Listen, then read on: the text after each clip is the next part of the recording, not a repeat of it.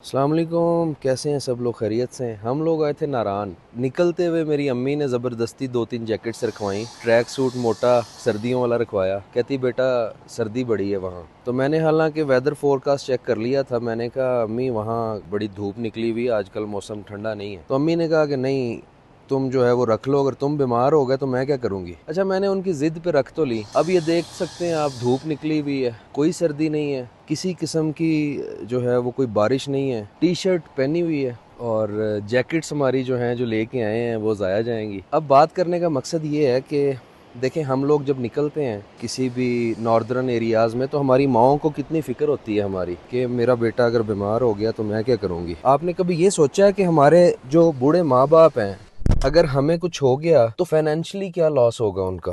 دوستو، یہ بات شیئر کرنے کا مقصد یہ ہے، اگر آپ کے پیرنٹس آپ پہ ڈیپینڈنٹ ہیں اور خدا نہ خواستہ آپ کو کچھ ہو جائے، آپ کو زندگی دھوکہ دے جائے، تو ان کا کیا ہوگا؟ کون اتنی کیئر کرے گا؟ دیکھیں، دنیا میں 90% ضروریات کا حل پیسہ ہے۔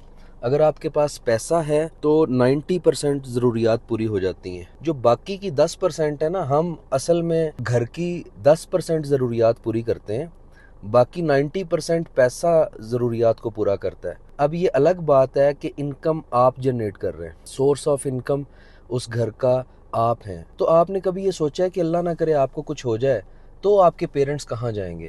تو آپ کے پیرنٹس کی ادویات کا خیال کون کرے گا؟ تو آپ کے پیرنٹس کے سردیوں گرمیوں کے کپڑوں کا خیال کون کرے گا؟ خوشی غمی کا خیال کون کرے گا؟ منتھلی جو کچن چلتا ہے وہ کہاں سے پورا ہوگا؟ تو دوستو، میں نے اپنی ماں کی کیئر کے لیے ایک پالیسی اپنی بھی لے رکھی ہے، جس کی نامنی میری مدر ہے، اور ایک ہینڈسم اماؤنٹ ہے۔ اب اللہ تعالیٰ مجھے بھی اور آپ کو بھی لمبی زندگی دے۔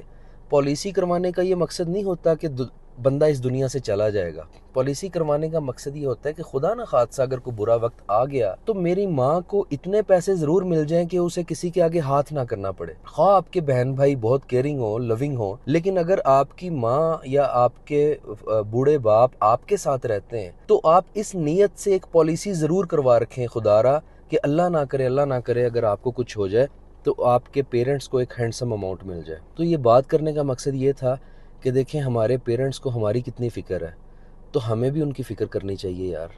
ہمیں بھی یہ سوچنا چاہیے کہ اللہ نہ کرے اگر ہمیں کچھ واقعی ہو جائے تو بوڑھا ماں باپ کیا کرے گا۔ اب بات تو بڑی چھوٹی سی میری ماں نے ایک جنرل بات کی تھی کہ اگر تم بیمار ہو گئے تو میرا کیا بنے گا۔ تو میں نے یہ سوچا کہ یار اللہ نہ کرے اگر مجھے کچھ ہو جائے تو میری ماں کا کیا بنے گا۔